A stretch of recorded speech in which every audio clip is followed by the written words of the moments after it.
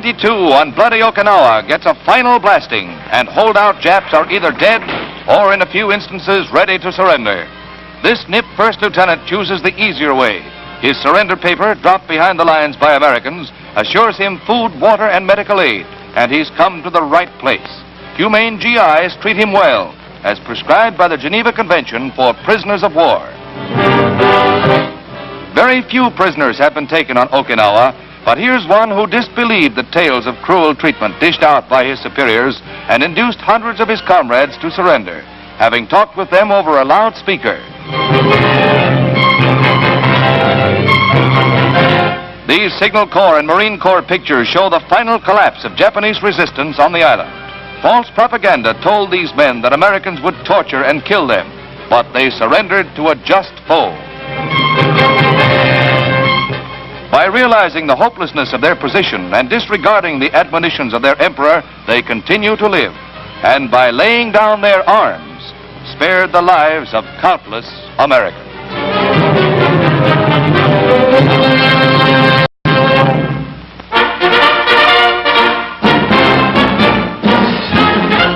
A new portable flamethrower with a 100-foot extension hose is revealed by the Army. Developed by the Chemical Warfare Service, it gives the soldier greater safety as he crawls close to a pillbox. This development will prove a major factor in burning Japs out of their hold.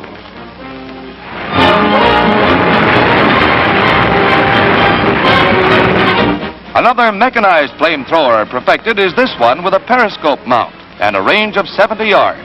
It adds to the attacking power of the tank's guns. Another type is this flamethrower. Its regular gun is replaced with a vent that throws a flame more than 100 yards. There are hot days ahead for the Japs, all right. New incendiary bombs have been developed at the Edgewood Arsenal in Maryland. Give our planes a destructive power the enemy never thought possible.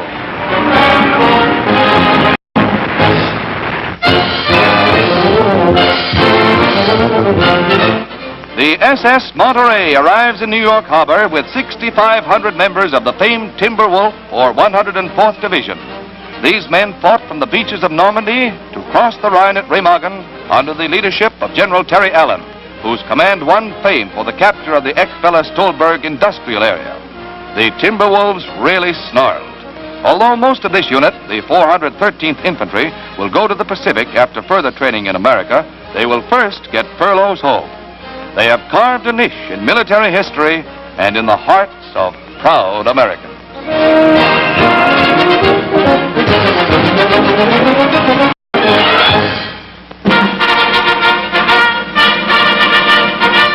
C.J. Potter, Deputy Administrator of Solid Fuels, asks your help in saving fuel next winter. Fuel is still our silent partner in the battle against Japan. It is still fighting on land and sea and in the air, and will continue to fight until complete victory is ours in the Pacific. You can do your part in making the most of limited fuel supplies by storing whatever coal or fuel you can just as soon as you can. Stretch your fuel supply by cleaning and repairing your heating equipment, installing heating controls. Save up to 30% of your fuel by winterizing your home or building. Insulate, weather strip, caulk cracks, order or make yourself storm doors and windows. Remember, last winter was no picnic. Your government urges, prepare for winter now.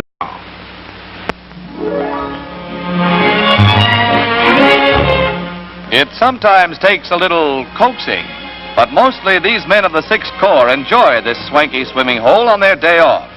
Nestled among the peaks of the Austrian Tyrol, it offers rest and relaxation to war-weary vets, whose duties have become less pressing since VE Day. And what is he pointing at? Just one guess.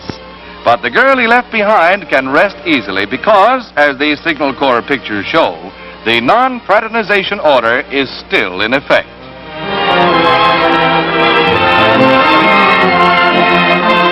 Tyrolean gals are mighty enticing, and all a wolf can do is howl.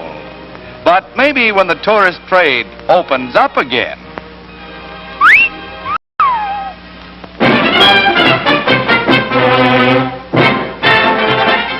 The United Bald Heads of America improve each shining hour as they convene in Port Arthur, Texas for their first annual meeting. These fine heads of skin receive a warm welcome from both the fair ladies and the sun. The exalted high dome receives the key to the city, and that's a bare fact. 50 members are in attendance, and the bald pates dazzle their welcoming committee. They're all kings of SWAT. Aha! But do we have to be careful of sabotage? Don't use it, boys. Don't use it. Wait a minute now. We'll call the gendarmes. But really, it's only the local barber trying to get his cut.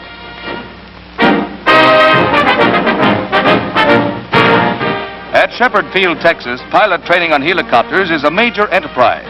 The helicopter is beginning to come into its own as a practical aircraft, fulfilling many Army missions impossible for planes of conventional design. The students are selected from regular Army pilots, some of whom have had thousands of air hours. Contrary to popular belief, the helicopter is not easy to fly and requires 6 weeks training even for these air veterans.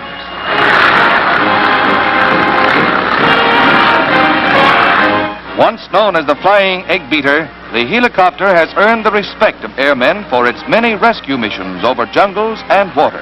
Aviation never stands still.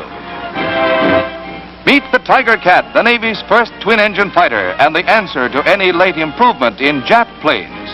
For the first time in these Navy and newsreel pictures, some of the secrets of the Tiger Cat's amazing speed and maneuverability are revealed.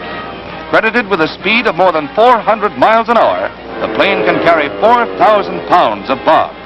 Or, as a fighter with tremendous climbing power, it will overtake and destroy the enemy before he can attack our installations.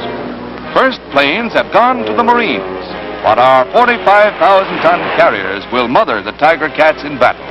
They carry a snarl and a bite to nip the nips.